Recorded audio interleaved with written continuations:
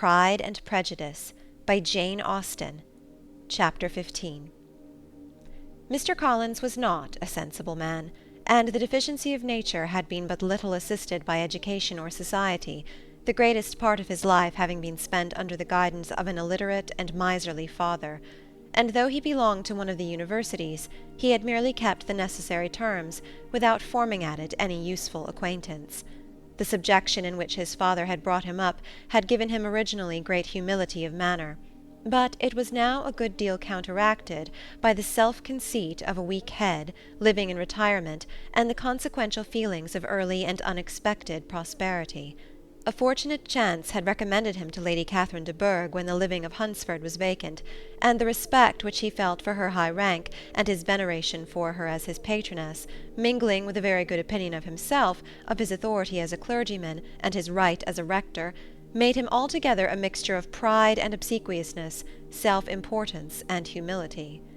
Having now a good house and a very sufficient income, he intended to marry, and in seeking a reconciliation with the Longbourn family he had a wife in view, as he meant to choose one of the daughters, if he found them as handsome and amiable as they were represented by common report.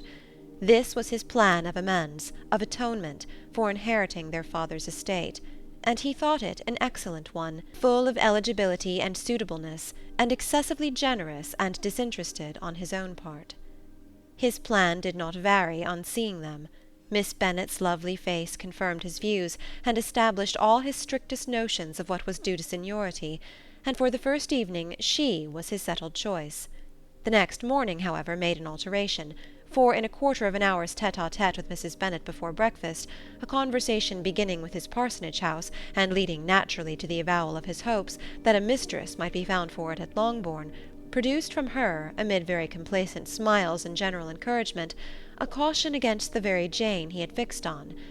As to her younger daughters, she could not take upon her to say, she could not positively answer, but she did not know of any prepossession. Her eldest daughter she must just mention, she felt it incumbent on her to hint, was likely to be very soon engaged.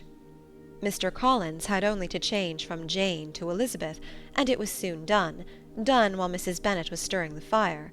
Elizabeth, equally next to Jane in birth and beauty, succeeded her, of course.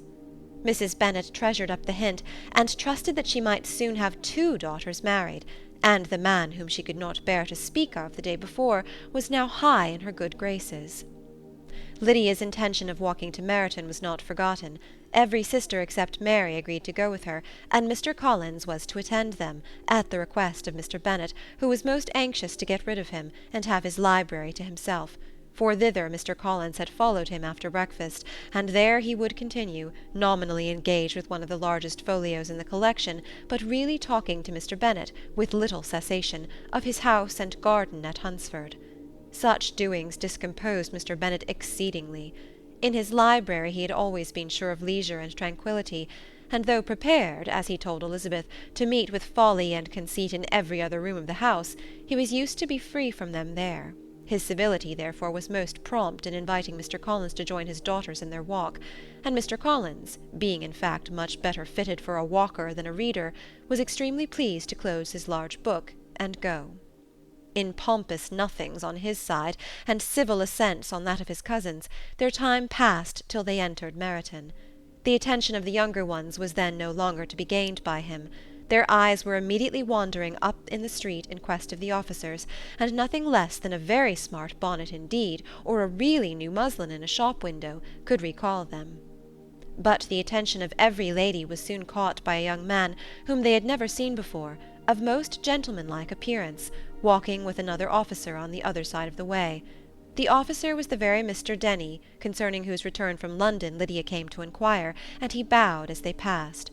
All were struck with the stranger's air, all wondered who he could be, and Kitty and Lydia, determined if possible to find out, led the way across the street, under pretence of wanting something in an opposite shop, and fortunately had just gained the pavement when the 2 gentlemen, turning back, had reached the same spot. Mr. Denny addressed them directly, and entreated permission to introduce his friend, Mr. Wickham, who had returned with him the day before from town, and he was happy to say had accepted a commission in their corps. This was exactly as it should be. for the young man wanted only regimentals to make him completely charming. His appearance was greatly in his favour. He had all the best part of beauty, a fine countenance, a good figure, and very pleasing address. The introduction was followed up on his side by a happy readiness of conversation, a readiness at the same time perfectly correct and unassuming, and the whole party were still standing and talking together very agreeably when the sound of horses drew their notice, and Darcy and Bingley were seen riding down the street. On distinguishing the ladies of the group, the two gentlemen came directly towards them, and began the usual civilities. Bingley was the principal spokesman, and Miss Bennet the principal object. He was then, he said, on his way to Longbourn on purpose to inquire after her. Mr. Darcy corroborated it with a bow, and was beginning to determine not to fix his eyes on Elizabeth, when they were suddenly arrested by the sight of the stranger, and Elizabeth, happening to see the countenance of both as they looked at each other, was all astonishment at the effect of the meeting. Both changed colour. One looked white, the other red. Mr. Wickham after a few moments touched his hat, a salutation which Mr. Darcy just deigned to return. What could be the meaning of it? It was impossible to imagine. It was impossible not to long to know. In another minute Mr. Bingley, but without seeming to have noticed what passed, took leave and rode on with his friend. Mr. Denny and Mr. Wickham walked with the young ladies to the door of Mr. Phillips's house, and then made their bows, in spite of Miss Lydia's pressing entreaties that they should come in, and even in spite of Mrs. Phillips throwing up the parlour window and loudly seconding the invitation. Mrs. Phillips was always glad to see her nieces, and the two eldest, from their recent absence, were particularly welcome, and she was eagerly expressing her surprise at their sudden return home, which, as their own carriage had not fetched them, she should have known nothing about, if she had not happened to see Mr. Jones's shop-boy in the street, who had told her that they were not to send any more drafts to Netherfield, because the Miss Bennets were come away, when her civility was claimed toward Mr. Collins by Jane's introduction of him. She received him with her very best politeness, which he returned with as much more, apologizing for his intrusion, without any previous acquaintance with her, which he could not help flattering himself, however, might be justified by his relationship to the young ladies who introduced him to her notice. Mrs. Phillips was quite awed by such an excess of good breeding, but her contemplation of one stranger was soon put to an end by exclamations and inquiries about the other, of whom, however, she could only tell her nieces what they already knew, that Mr. Denny had brought him from London, and that he was to have a lieutenant's commission in the shire. She had been watching him the last hour, she said, as he walked up and down the street, and had Mr. Wickham appeared, Kitty and Lydia would certainly have continued the occupation, but unluckily no one passed windows now except a few of the officers, who, in comparison with the stranger, were become stupid, disagreeable fellows. Some of them were to dine with the Phillipses the next day, and their aunt promised to make her husband call on Mr. Wickham and give him an invitation also, if the family from Longbourn would come in the evening. This was agreed to, and Mrs. Phillips protested that they would have a nice, comfortable, noisy game of lottery tickets, and a little bit of hot supper afterwards. The prospect of such delights was very cheering, and they parted in mutual good spirits. Mr. Collins repeated his apologies in quitting the room, and was assured with unwearying civility that they were perfectly needless. As they walked home, Elizabeth related to Jane what she had seen pass between the two gentlemen, but though Jane would have defended either or both, had they appeared to be in the wrong, she could no more explain such behaviour than her sister.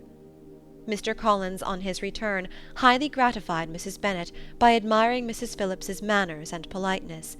He protested that, except Lady Catherine and her daughter, he had never seen a more elegant woman, for she had not only received him with the utmost civility, but even pointedly included him in her invitation for the next evening, although utterly unknown to her before.